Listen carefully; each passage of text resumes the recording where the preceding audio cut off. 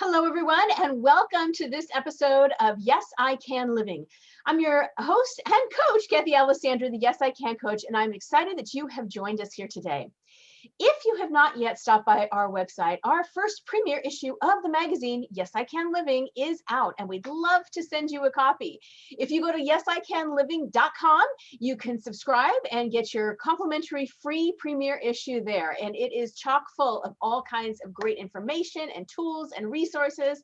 And we're just so excited to serve you with that magazine. So be sure to hop on over and get that. Today, I'm super excited to have a conversation with Leisa Reid. And I've known Leisa for a while, and we've had these conversations a couple of times because, if you're in business and depending upon your kind of business, most of you need to be out speaking in some way or another. So I want to talk to her a little bit about how she started her business, why, how she's pivoted during this time, and how you can too as we look at 2021 and ahead. So whether you're a speaker or not, there is no doubt that we all have an expertise that can leave an impact in the world once it is shared. As the founder of Get Speaking Now Gigs, Leisa Reid mentors business professionals and entrepreneurs who want to make an impact and ultimately attract their ideal clients through speaking.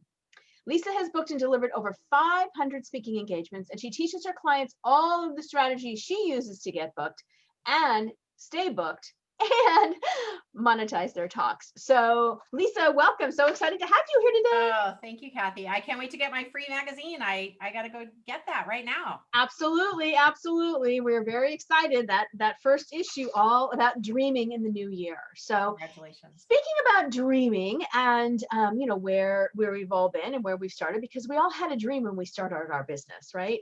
Yes. So tell me a little bit about how and why you began your business. I began the company Get Speaking Gigs Now a few years ago because what happened to me is I kept getting asked to help speakers get on stages.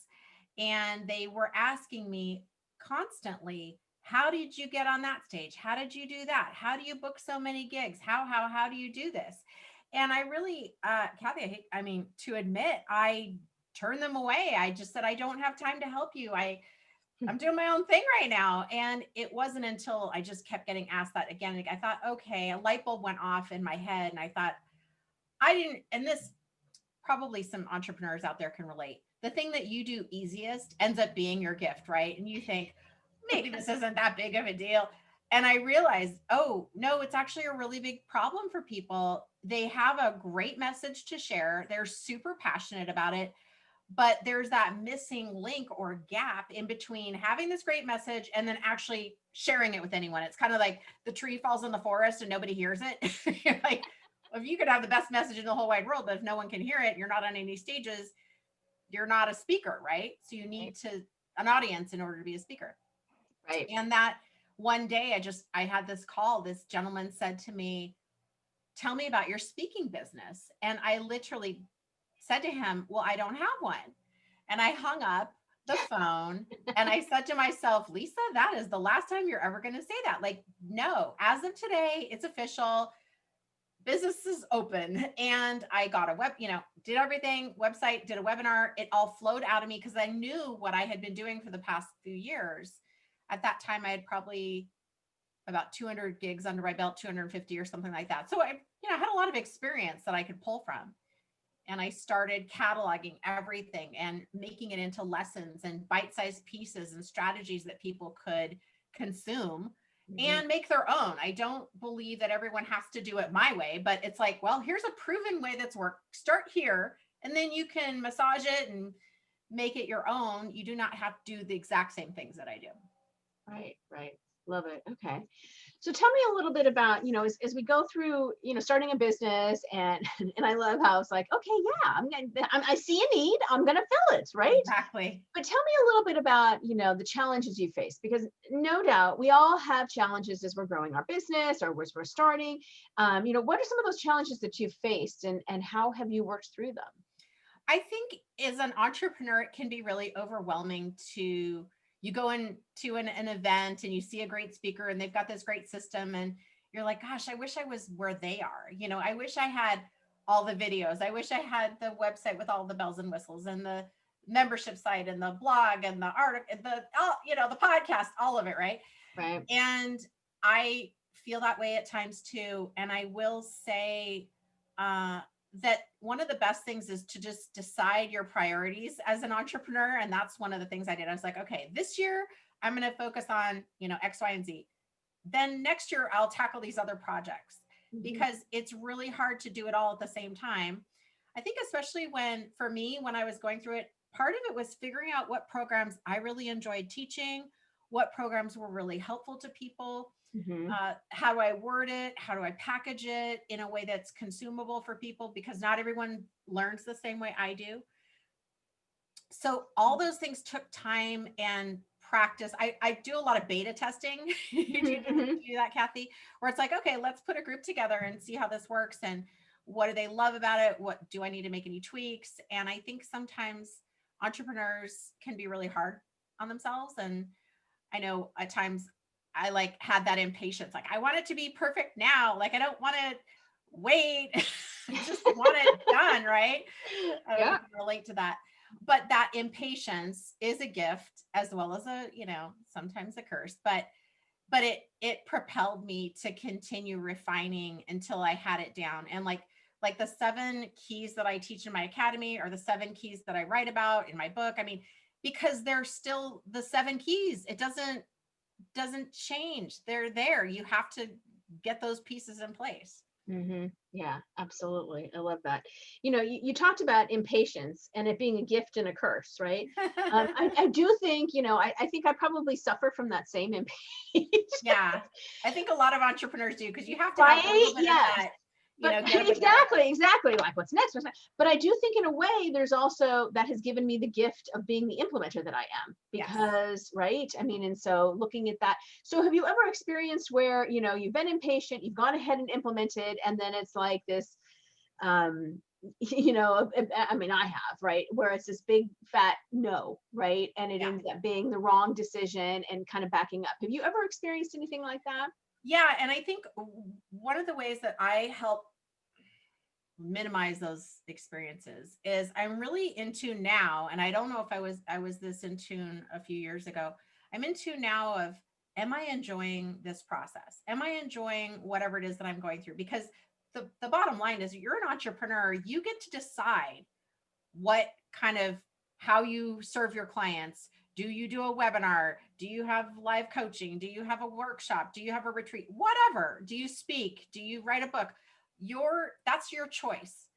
And I think it can, for me, I had to try out a bunch of things to see what I liked. Like, I enjoyed some aspects of some of the things I was doing, but then if I went too far overboard, I'm like, well, now I'm just stressed out, and that's not what I'm trying to create. So I really focus on like what time of day do I want to give an event? What do I want to offer people? How much time do I want to have the event go for? Like, what's my energy capacity? What do I think what would be fun for them? So it's, to me, I'm definitely motivated by the experience of the experience. Right. I love that. Well, and I totally agree with you. As entrepreneurs, I mean, one of my core values is freedom, which is an entrepreneur, right? That's a big piece. So being able to, I love that you talk about really kind of measuring your rhythm and your energy, and deciding, what you want to offer and how you want to do it. And is it too much or too little? And really listening to that inner voice as to whether that's really right for you or not. I think that's a big, a really big piece of that. I think another aspect of that is and again, this is where it helps when we really study ourselves and dive into personal development, work with coaching and things like that, is certainly one of the messages that I have underneath the surface is the not enough, which serves my impatience, and it serves my driver, and helps me to always have all these prospects and opportunities and relationships and great things. And so being able to catch that belief of that it's not enough, and deciphering when is it serving me and when is it not serving me, and when am I in a healthy, unhealthy, where's the balance, has really helped me as well, because there is also that drive to continue, like you said, doing more things, but not to where you stress myself out. Yeah, I think it took me to age 50 to I'm kind of get that. So I'm right behind you. If I could only, it's one of those things. I'll ask this question later, but it's like, if you could tell your younger self, what you know now, what would, and that would be one of those. Oh my gosh, you're right. So let's dive a little bit or shift a little bit here in business and the pandemic and, and what's going on in this world. And, as entrepreneurs, we've had to shift. Many of us have hosted workshops or, live workshops, spoken at live networking events, hosted big conferences. I have 200 women in the room, right? And that's all, the lid is on that all right now for the moment. And so finding, and if you're counting on speaking as a way to get your message out and to meet other people, what are you seeing out there? How are you talking to people about that? Even your clients that you coach, what kinds of things can we do? There's so many great, here's the good news for the listeners today. There's actually more opportunities than less. Okay. So if you can just trust me on this one for a second. Yes, it's true. We're not speaking in front of live audiences for the most part right now in person. Mm-hmm. However, the capacity that you have to speak more often in more places has risen exponentially. For example, if you have a speaking engagement in Texas in the morning and then California in the afternoon and Hawaii in the evening, I mean, you could do that virtually and not have to get on a plane, book a hotel, rent a car. So not only have your expenses gone down, the amount of time that you can dedicate to the, what we call income producing activities is massively increased. Your reach is increased. So I think that's huge. That's just, there weren't that many virtual speaking engagements necessarily before. I'm going to say there's not at all, but there is a lot of people meeting on ground and meeting in person that have now shifted to virtual. Right. There you go. There's one of those. One of those things. There you go. She's busy. She's a busy lady, you guys. But it's life, right? I mean, thinking about those things as you're getting on. Yeah. And I completely forgot. Anyway, go ahead. I'm sorry. Okay. So it's funny, when I actually launched the latest version of my academy in January of 2020. And as I reflect back on that version, 95% of it is still exactly the same as it was before a pandemic. And speaking virtually, all of it's the same things that I do. So when I talk about those 7 keys, it's like, yep, that's still what I'm doing. I've booked over 50 and I've spoken over 50 virtual events since April. We're now in November. And if anything, it's quicker. I get booked quicker, more like, for example, like they'll say, can you speak in 2 weeks or a month? And usually back in the day, it would be 3 months. It would be like usually my shortest lead time. Yep. So more often, more places. I can speak in different states really easily. Mm-hmm. So I just say, if you're thinking about speaking out there, now is definitely the time to do it. There's no reason not to. Yeah. No, I agree with you. I've been attending networking events kind of across the country and checking various things out. I think it is an opportunity. If we look at it as that, right, is an opportunity to be meeting new people. And then, some of it is I actually was on a networking thing last week and an opportunity presented itself to potentially speak somewhere else. And so it's a great way to really, connect with people around the globe. Really, it can be around the globe. It is. And even if you're hosting your own events and you usually would have local speakers, like I host my own events. And now I've been able to have someone come in from Sacramento, someone from New York. I mean, just recently, someone from San Jose, someone from San Francisco. Kind of got a little NorCal group going on, but just fine. But in the past, they've had to fly down to Southern California, which means airfare, hotel, rental car, things like that. And now they can just pop on their laptop or computer and be with us. And we get to have that knowledge from someone who isn't in our local area. It's awesome. Right. I love that. So is there a tip that you would give people right now, either as a speaker when you're coming on, like turning your phone off, or, how to present yourself, or even to reach out to somebody to potentially speak on their virtual stage? Absolutely. My first tip, and this is the first module of my academy, to be honest, is what I call get your talk ready to rock. And one of the things that can keep you from, it sounds so simple, right, Kathy? But if you don't have your talk ready to rock, you are probably not going to book yourself many talks. Because the very first thing people are going to ask you when you say that you're a speaker is, oh, what do you speak about? And if you're not confident with that talk, you're probably not going to say you're a speaker, and you're probably not going to really put yourself out there because you know subconsciously that you're not ready. Right. So that's why I started there, because I want that to be, I want that weight to be off of my clients. Like, you have a talk, it's monetizable, it's going to fit it fits your personality. Let's get it done. And then you can perfect it and continue to evaluate and tweak it as you go. But at least now you have something marketable, like you have something on the shelf. Mm-hmm. And I think if you're not confident with that, it just keeps you safe in hiding. Mm-hmm. Because then you can just say, oh, I'm still working on my talk. It's kind of like, I'm still working on my book. Well, it's vulnerable to put a book out there. Yeah. It's like in print. That's like, oh, and so it's safer to say I'm still working on it than to actually get it out there. So I'm a fan of done is better than perfect every day of the week, Kathy. Like, get it done. Right. Go test it out. Let's see what you got. What kind of feedback did you get? Okay, great. Now you can, tweak it. It's like a living organism, your talk. Yeah, no, I love that. What's your suggestion on, it's kind of sounding like that maybe you're saying have just one talk that you give everywhere. I mean, do you have any suggestions or ideas on whether it should be, a couple of options when you're talking to? I think it depends.